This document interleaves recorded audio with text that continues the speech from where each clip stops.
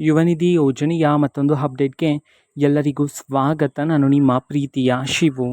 ಇವತ್ತಿನ ಒಂದು ವಿಡಿಯೋದಲ್ಲಿ ಯುವನಿಧಿ ಯೋಜನೆಯ ಫೆಬ್ರವರಿ ತಿಂಗಳಿನ ಹಣಕ್ಕೆ ಸಂಬಂಧಪಟ್ಟಂತೆ ಈಗ ಒಂದು ಮಹತ್ವದ ಮಾಹಿತಿ ಆದರೆ ಬಂದಿರತಕ್ಕಂಥದ್ದು. ಸೊ ಬನ್ನಿ ಅದರ ಬಗ್ಗೆ ಸಂಪೂರ್ಣವಾಗಿ ಇನ್ಫಾರ್ಮೇಷನನ್ನು ಈ ವಿಡಿಯೋದಲ್ಲಿ ನಾವು ತಿಳ್ಕೊತಾ ಹೋಗೋಣ. ಸೊ ವಿಡಿಯೋವನ್ನು ಸ್ಟಾರ್ಟ್ ಮಾಡ್ತೀನಿ.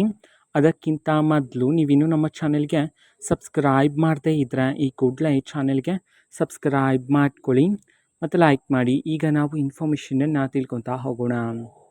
ನೋಡಿ, ಇವತ್ತು ಅಂತಂದರೆ ದಿನಾಂಕ 11/4/2026 ಇವತ್ತು ಯುವನಿಧಿ ಯೋಜನೆಯ ಫೆಬ್ರವರಿ ತಿಂಗಳಿನ ಹಣವನ್ನು ಬಿಡುಗಡೆ ಮಾಡೋದಕ್ಕೆ ಸಂಬಂಧಪಟ್ಟಂತೆ ಈಗ ಮಾಹಿತಿಯನ್ನು ತಿಳಿಸಿರ್ತಕ್ಕಂಥದ್ದು.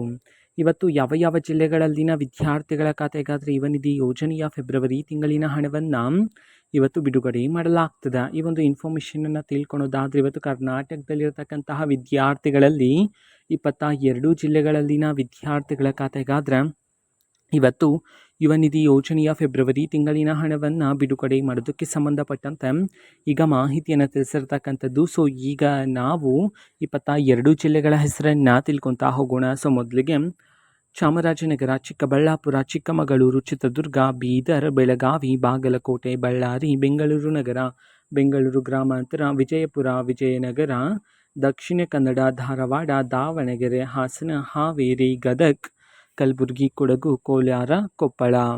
ಈ 22 ಜಿಲ್ಲೆಗಳಲ್ಲಿನ ವಿದ್ಯಾರ್ಥಿಗಳ ಖಾತೆಗಾದರೆ ಇವತ್ತು ಯುವನಿಧಿ ಯೋಜನೆಯ ಫೆಬ್ರವರಿ ತಿಂಗಳಿನ ಹಣವನ್ನು ಬಿಡುಗಡೆ ಮಾಡೋದಕ್ಕೆ ಸಂಬಂಧಪಟ್ಟಂತೆ ಈಗ ಮಾಹಿತಿಯನ್ನು ತಿಳಿಸಿರ್ತಕ್ಕಂಥದ್ದು. ಓಕೆನಾ? ಸೊ ಇದು ಇವತ್ತಿನ ಒಂದು ವಿಡಿಯೋ. ಇದೇ ರೀತಿ ಇನ್ನು ಹಲವಾರು ಯೋಜನೆಗಳಿಗೆ ಸಂಬಂಧಪಟ್ಟಂತೆ ಮಾಹಿತಿ ಬಂದ ನಂತರ ಆದಷ್ಟು ಬೇಗ ನಾನು ನಿಮಗೆ ಇನ್ಫಾರ್ಮೇಷನನ್ನು ತಿಳಿಸ್ತೇನೆ.